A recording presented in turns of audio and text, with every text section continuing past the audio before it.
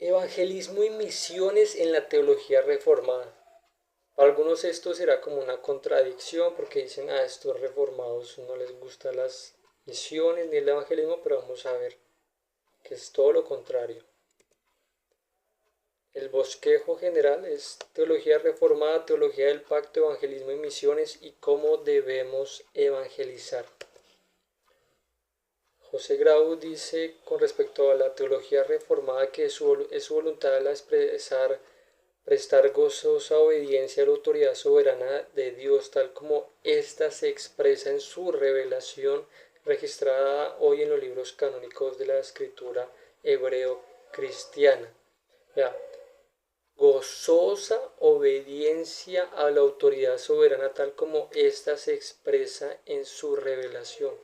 No es solamente obedecer, sino obedecer con gozo a la autoridad soberana de Dios. Se expresa en su revelación, en las escrituras, que es la revelación especial de hoy, los libros canónicos, de Génesis a Apocalipsis. Es rendirse a Dios y obedecer, procurar obedecer con gozo su palabra. Es el reto de nosotros como creyentes. Pero la teología reformada busca diferenciarse de otras teologías como la teología carismática, una teología liberal o una teología dispensacional porque la hermenéutica es una hermenéutica pactual principalmente. La teología del pacto, entonces es necesario también reconocerla en la teología de la reforma, la teología reformada más bien. La confesión de fe de Westminster dice lo siguiente: la distancia entre Dios y la criatura es tan grande que aun cuando las criaturas racionales le deben obediencia en cuanto creador, no podrán tener disfrute de él como bienaventuranza o galardón, a no ser por una condescendencia voluntaria por parte de Dios, habiéndole placido a él expresarla por medio de pacto. Vean, la palabra ahí, por medio de pacto, es esencial. Y antes de ello, comprender que nosotros no podemos disfrutar de la obediencia con gozo del Señor a su palabra, sometiéndonos a ella, a no ser que Dios haga una transformación en nosotros. Las olas son importantes en esta teología de la reforma. ¿Por qué?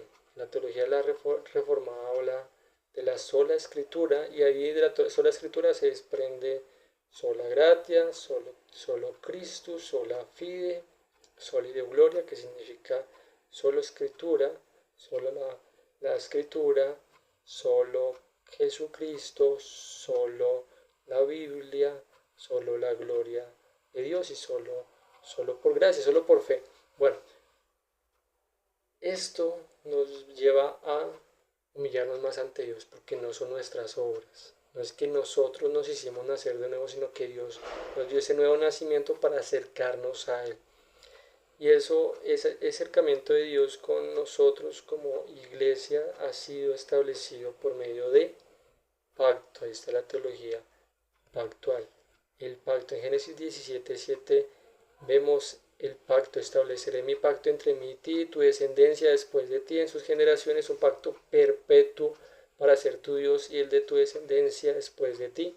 Se está refiriendo al pacto eterno, al pacto de Dios con sus escogidos, con la iglesia.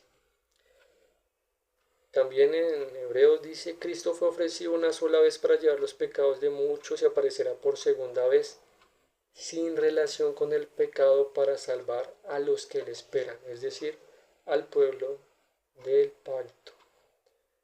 Realmente podemos decir que hay un solo pacto, que es el pacto eterno de Dios con su iglesia, con sus escogidos, pero hablamos por lo general de tres pactos: el pacto eterno, el pacto de obras y el pacto de gracia.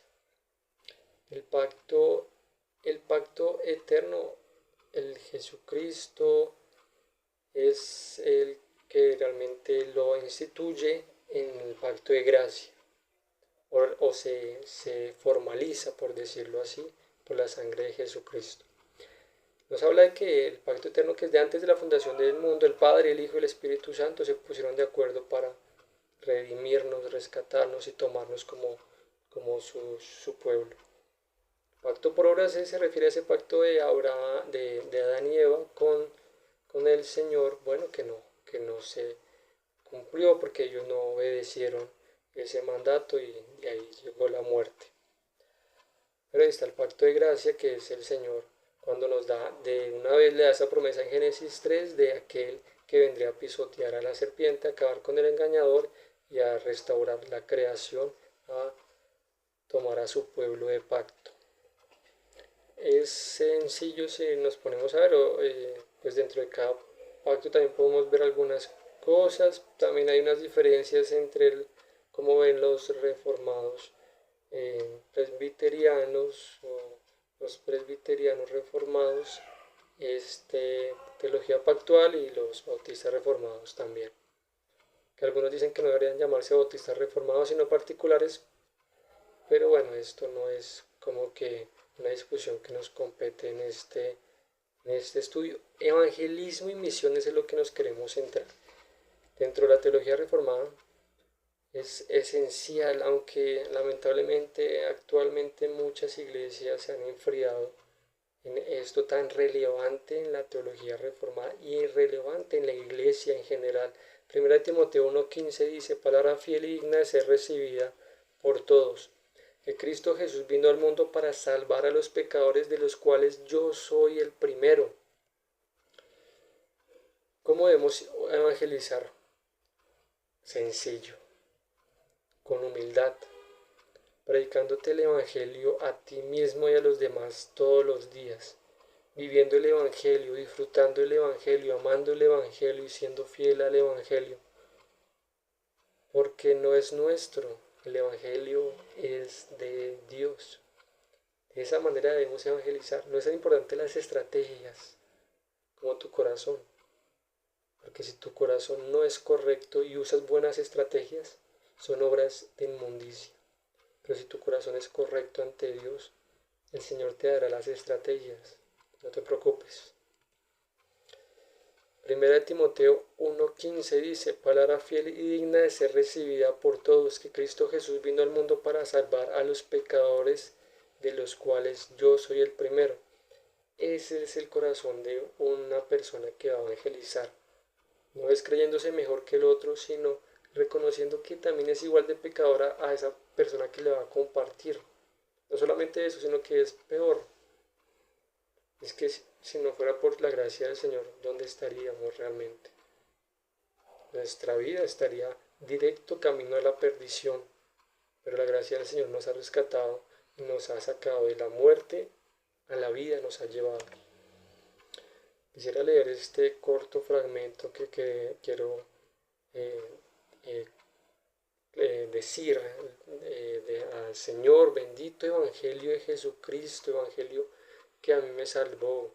Gracias Dios porque a mí un vil pecador llegó. Enséñame a vivir por fe, prepárame para estos días, no para discutir, sino para amar, para presentarme ante ti, oh Dios, de manera probada. Evangelio que todo pecador necesita, que nos enseña que nuestras faltas son muchas, pero su gracia es mayor. Su gracia que nos llevó a la salvación, nos regeneró y dio nueva vida. Nos equipa para la santificación y también para la evangelización. Gracias Dios por tu evangelio y tu gracia. Enséñanos a enseñar con mansedumbre y ternura el evangelio de Jesucristo a los pecadores y enfermos que necesitan recibirla, a todos sin excepción. Amén.